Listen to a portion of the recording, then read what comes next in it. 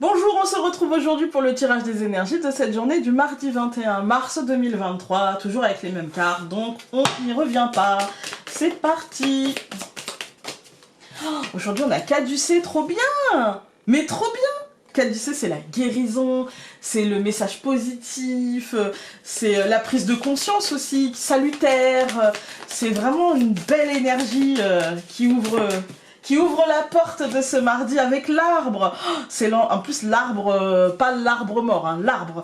Donc il y a vraiment l'idée de guérison, il y a l'idée d'acceptation, il y a l'idée de résolution, il y a l'idée de choses qui s'ancrent positivement, de messages positifs. Alors il y en a eu deux. Nous avons la sorcière et la prêtresse qui nous parle d'intuition, qui nous disent de suivre notre propre voie intérieure. La sorcière, c'est quoi?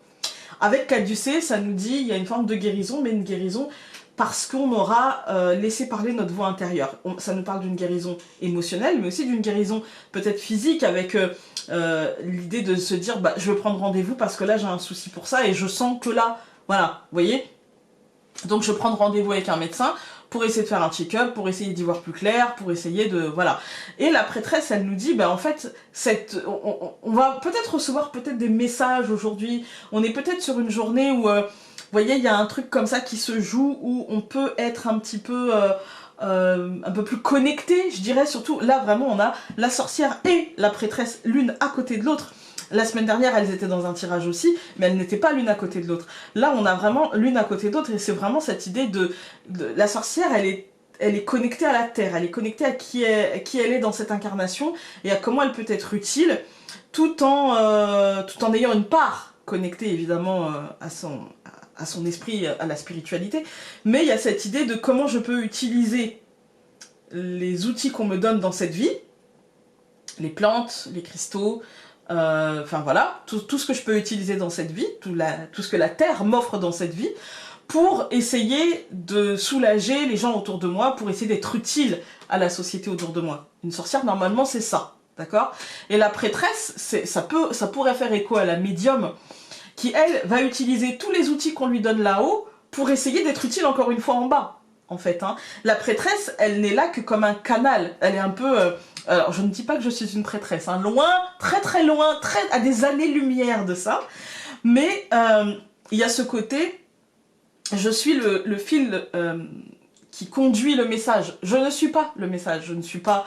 voilà, le message vient de quelque chose que je ne maîtrise pas, telle la prêtresse. Peut-être qu'elle le maîtrise un peu mieux que moi, mais je ne sais pas. Mais en tout cas, c'est quelque chose qu'on ne maîtrise pas et ça peut s'apparenter à du clair savoir. Pourquoi on le sait, comment on le sait, on ne sait pas, mais on le sait. Voilà. Et donc, il y a ce côté-là, il y a ce côté...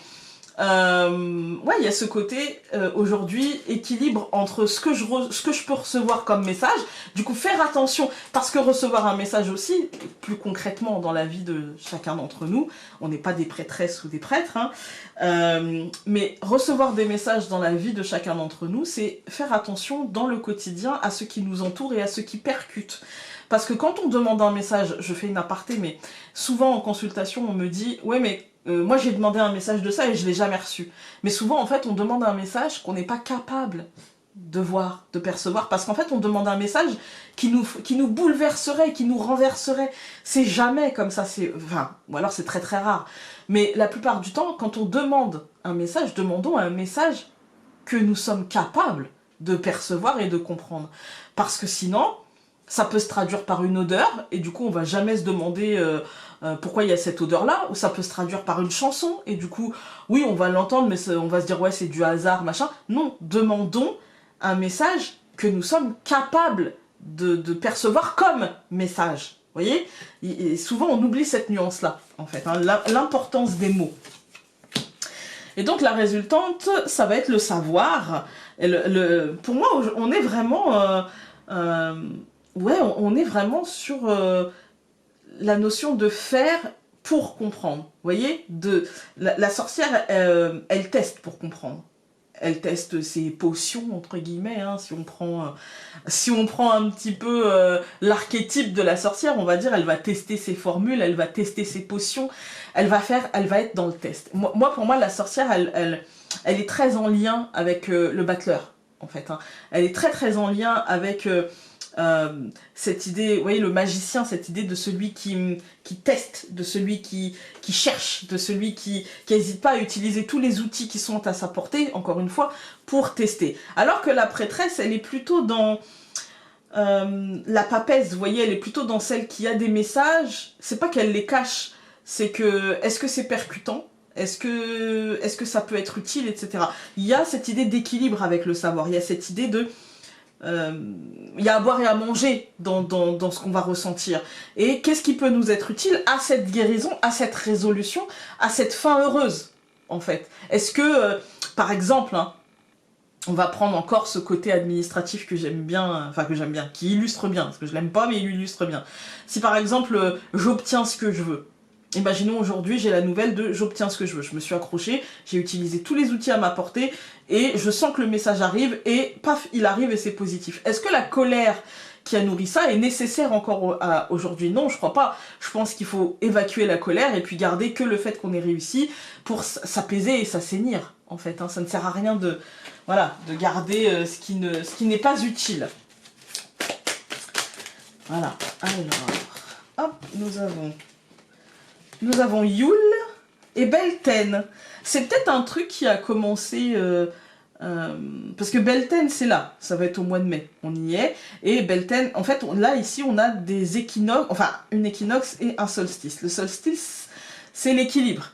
Je vous parlais d'équilibre, c'est l'équilibre. Mais c'est peut-être aussi un truc de datation. Peut-être que c'est quelque chose qui court depuis peut-être ce moment-là. En fait, qui nous trotte dans la tête depuis ce moment-là et qui se réglera au mois de mai. Vous voyez, ça peut nous parler d'une datation. Par contre, ça peut être aussi quelque chose en lien avec le foyer, parce que Yule, c'est vraiment quelque chose en lien avec le foyer, avec comment dire, c'est très en lien avec la sorcière d'ailleurs, c'est quels sont les outils qu'on va utiliser pour faire venir la chance, l'abondance, toutes les énergies positives dans le foyer. Et Beltane, c'est l'équinoxe de printemps, c'est le moment de planter des graines, c'est le moment de passer à autre chose, c'est le moment de s'alléger, c'est le moment où la lumière finalement renaît. Moi, Beltane, je l'associe aussi à la première lune du mois de mai où on peut planter, où on peut commencer à... Vous voyez, on a fait des choses à la maison, au foyer, voilà, j'aime bien le potager, donc voilà. On a fait des choses à la maison, et là, au mois de mai, après la première pleine lune, on peut planter, même si ça devient de moins en moins vrai avec le changement climatique, mais on peut commencer à planter, ou des gens qui ont des serres et du coup peuvent planter avant, mais on tourne autour du mois de mai, en fait. Hein. Et pour moi, c'est ça, c'est-à-dire qu'il y a peut-être des choses qu'on a mentalisées, qu'on a pensé, qu'on a réfléchi, ou qui sont dans notre tête depuis novembre, décembre, et puis qu'on va pouvoir voir se réaliser autour du mois de mai. Voilà, je pense que là, on nous donne des datations. Alors, hop, c'est parti, on a le cavalier qui s'est retourné. Encore, déjà hier, il s'était retourné.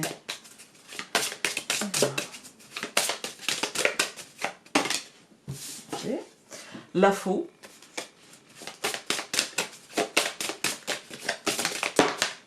Oula, je crois que c'est l'enfant, ouais, l'enfant.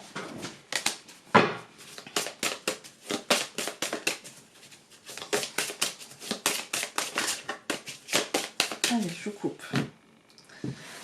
Nous avons la femme et le renard. Ouais, aujourd'hui, il y a une idée de stratégie, il y a une idée aussi d'instinct, en fait. Hein. D'instinct animal avec le renard, il y a une idée de ruse, il y a une idée d'intelligence, il y a une idée d'écoute aussi de cet instinct animal et de ce qu'il dit, en fait. Hein. Voilà. Peut-être qu'aujourd'hui, on peut se dire que l'animal totem de la journée... D'ailleurs, j'ai rêvé d'un renard. C'est fou.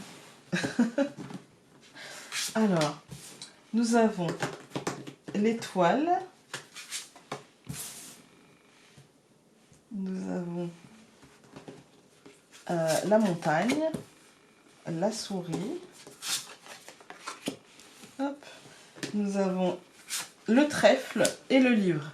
Au centre du tirage, on a la souris parce que c'est peut-être le manque d'énergie, le manque de confiance, le manque de... Avec la montagne, le manque de temps. C'est du mental, en fait. Hein. Là, on est sur du mental. Parce que concrètement, l'étoile qui commence, elle nous dit tout va bien. T'es protégé, tout va dans le bon sens. Mais on peut se prendre la tête pour du blocage, pour des choses qui ont du mal à avancer, pour des choses...